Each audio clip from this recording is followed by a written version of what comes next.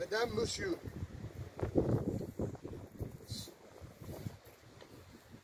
suite à la Première Guerre mondiale, chaque soldat mort pour la France a droit à une sépulture perpétuelle. C'est le cas pour les soldats inhumés dans une nécropole ou dans le carré sacré des cimetières communaux. L'entretien des tombes est assuré par l'État et les communes. Un grand nombre de morts pour la France ne sont pas inhumés dans ces lieux. Beaucoup d'entre eux ont été réclamés par les familles et reposent dans des caveaux de famille. Lorsque ces sépultures sont réputées en déshérence, les restes des défunts sont déposés dans l'ossuaire communal et deviennent anonymes.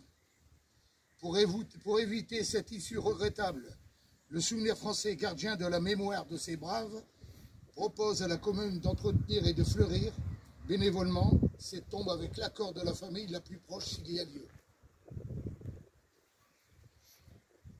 Monsieur le maire, mesdames les élus, je crois qu'il y en avait...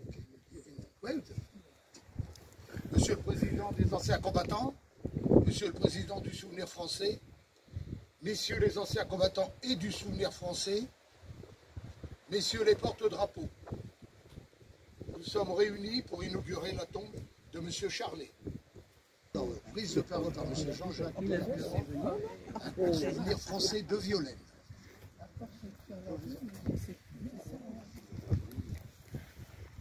Né le 3 janvier 1868 à Merville.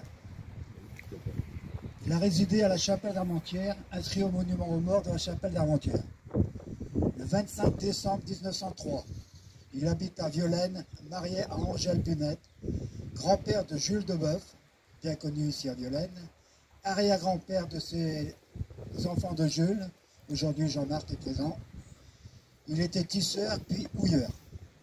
Mobilisé au 5e régiment d'infanterie territoriale, constitué à Arras, et dissous à la fin de la guerre. Pour mémoire, son régiment partit défendre les remparts de Maubeuge. Ce régiment fut fait prisonnier parmi les 45 000 combattants de la poche de Maubeuge. Les soldats furent internés dans les camps en Allemagne. Chemise, Solton, Homborn, Minden. Le siège de Maubeuge de 1914, également appelé bataille de Maubeuge, fut le premier siège sur le sol français mené par l'Empire allemand, durant la Première Guerre mondiale. Le siège de la ville débuta le 28 août et se termina officiellement le 8 septembre 1914, lorsque la capitulation de la ville. Léon Charlet arriva le 5 au 5e régiment d'infanterie territoriale le 10 septembre 1914. Il rentra à l'hôpital de Compiègne le 19 décembre 1914, où il décéda le 30 décembre 1914 à l'âge de 46 ans. Mort de suite de maladie contractée en service. Il a reçu la mention « Mort pour la France ». À nous le souvenir, à lui l'éternité.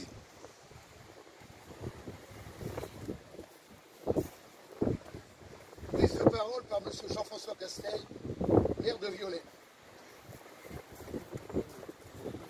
Président du Souvenir français, Monsieur le Président des anciens combattants, Mesdames, Messieurs des anciens combattants, Messieurs les porteurs de Isabelle, ma première adjointe. On est ici pour rendre hommage à Monsieur Charlet qui s'est battu pour la France et qui a apporté une démarche celle qu'on cite à chaque fois qu'on est devant les monuments aux morts, la valeur de la République et la valeur du drapeau français, bleu, blanc, rouge. Aussi liberté, égalité, fraternité, c'est pas des mêmes mots. Si on peut vivre dans cette liberté aujourd'hui, c'est grâce à lui. Je voudrais rendre hommage aussi aux souvenirs français pour le travail effectué sur les tombes des soldats morts pour la France. Aussi au service technique qui est en appui avec eux pour pouvoir apporter la logistique et vous accompagner dans la démarche. C'est une très belle initiative. Elle a sa valeur humaine, elle a sa valeur de vivre ensemble, elle a sa valeur aussi de partager des moments importants pour notre histoire aussi. Et je voudrais aussi rendre hommage à votre arrière-grand-père qui est mort pour la France, qui a donné vraiment toute sa vie pour pouvoir, et il a perdu même son nom au champ de combat. Et ça, c'est quelque chose de très important. Ils n'ont jamais avancé, qui ont donné à ce que nous vivons aujourd'hui. Grâce à eux, la liberté et cette belle démocratie. Merci.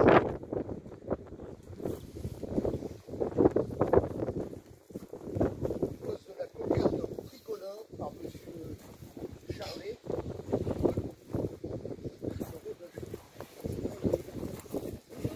Ah, c'est de gauche. Ah, il y a bien.